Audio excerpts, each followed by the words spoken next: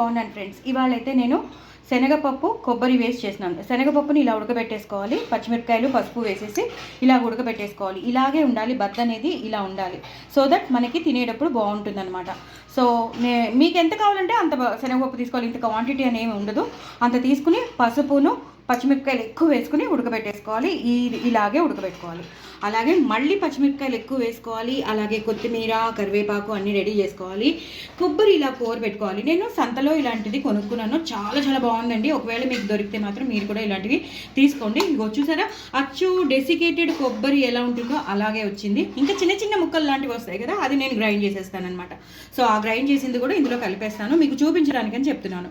So కొబ్బరి ఎక్కువ ఉండాలి. మనకి శనగపప్పు కన్నా ఎక్కువ ఉన్నా కూడా పర్వాలేదు, మనకి ఎంత కావాలో అంత కూడా తీసుకున్నా పర్వాలేదు. సో మీకు ఇది చూపిద్దామని నేను ఉంచేసాను. సో ఇలాంటిది ఉంటే మాత్రం చాలా చాలా బాగా కోరేస్తుంది. చూసారు కదా ఎంత బాగా ఫైన్గా కోరింది. సో ఇప్పుడు పోపు వేసేసుకుందామండి. సో నేను బాండి రెడీ చేసేసుకున్నాను. తగినంత నూనె, తగినంత కన్నా కొంచెం ఎక్కువే నూనె వేసుకోండి, బాగుంటుంది అప్పుడే కూర. ఇలాగా మినప్పప్పు, శనగపప్పు, జీలకర్ర, ఎండుమిరపకాయలు, ఆవాలు అవన్నీ వేసేసుకోవాలి. వెల్లుల్లిపాయలతో సహా వేసేసుకోవాలి. మినపప్పు శనగపప్పు కొంచెం ఎక్కువ క్వాంటిటీలో వేసుకోవాలి. ఆవాలు జీలకర్ర మీకు ఇష్టం. అలాగే ఎండుమిరపకాయలు కొంచెం ఎక్కువ వేసుకోవాలి. వెల్లుల్లిపాయలు కూడా ఎక్కువ వేసుకోవాలి. ఇవి బాగా వేగాలన్నమాట, దోరగా వేగాలి.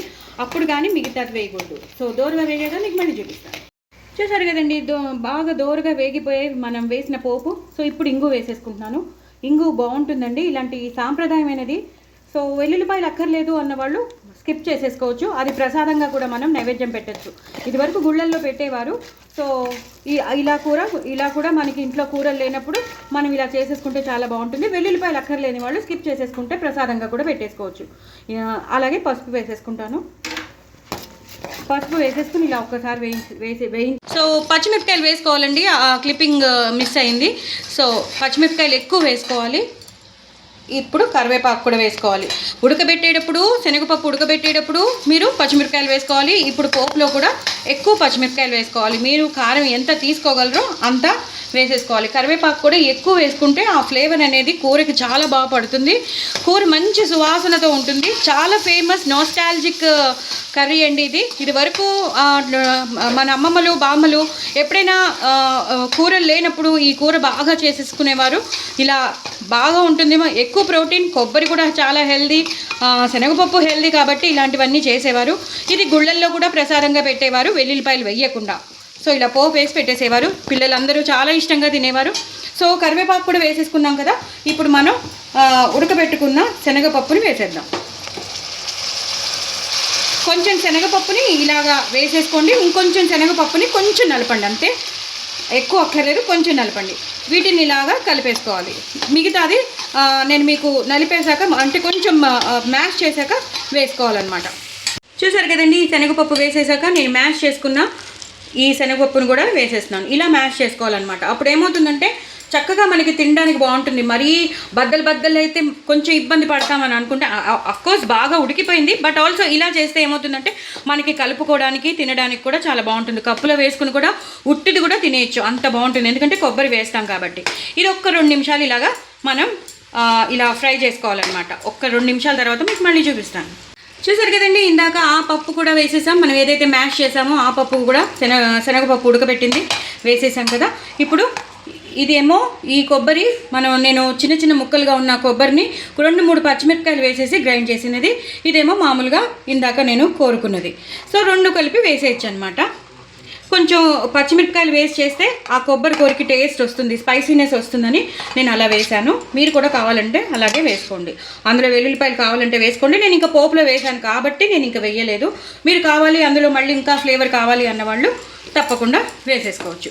ఇప్పుడు ఈ కొబ్బరి కూర ఈ పప్పుతో పాటు బాగా ఇలాగా కలిపేసుకుని 2-3 విడతలు అలా వదిలేసుకోవాలి. ఇలా ఆవాల మెంతుల పొడి కూడా వేసేసి కొంచెం 1/2 స్పూన్ కన్నా తక్కువే వేసేసి ఇలా వదిలేసుకోవాలి.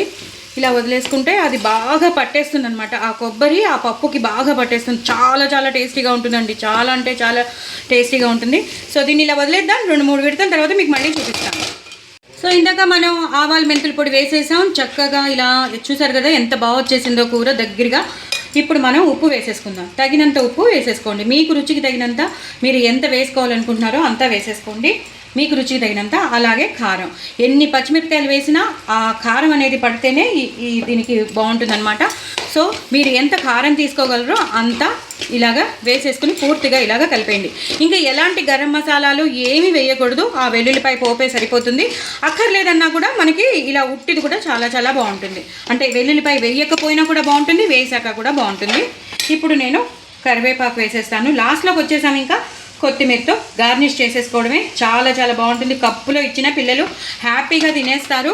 అన్నంలోకి బాగుంటుంది, చపాతీలోకి బాగుంటుంది, ఇలా ప్రసాదంలోకి కూడా బాగుంటుంది వెల్లుల్లిపాయ లేకుండా. మామూలుగా అయితే ఇలా తినేయచ్చు అనమాట. చాలా చాలా టేస్టీ అయిన కూర, నాస్టాలజిక్ కూర. మరి తప్పకుండా చేసుకుంటారని అనుకుంటున్నాను. చూసారు కదా, మంచి ప్రోటీన్, హెల్దీ, ఎంతో ఎంతో టేస్టీ అయినది కూడా. తప్పకుండా చేసుకోండి. నా ఛానల్ని సబ్స్క్రైబ్ చేసుకోవడం అసలు మర్చిపోవద్దు. ఎంత తింటామో మనకే తెలీదు. వేడి వేడి అన్నంలో ఇది నెయ్యి వేసుకుని తింటే మాత్రం చాలా బాగుంటుంది. చల్లమిరపకాయలు అనేవి ఉంటాయి చూసారా, ఆ చల్లమిరపకాయలు కొడుక్కుని తింటే ఇంకా బాగుంటుంది. చాలా చాలా బాగుంటుంది. నేను మిమ్మల్ని ఊరిస్తున్నానని కాదు కానీ, బట్ నిజంగా చెప్తున్నాను, చాలా చాలా టేస్టీగా ఉంటుంది. సో చేసుకోండి.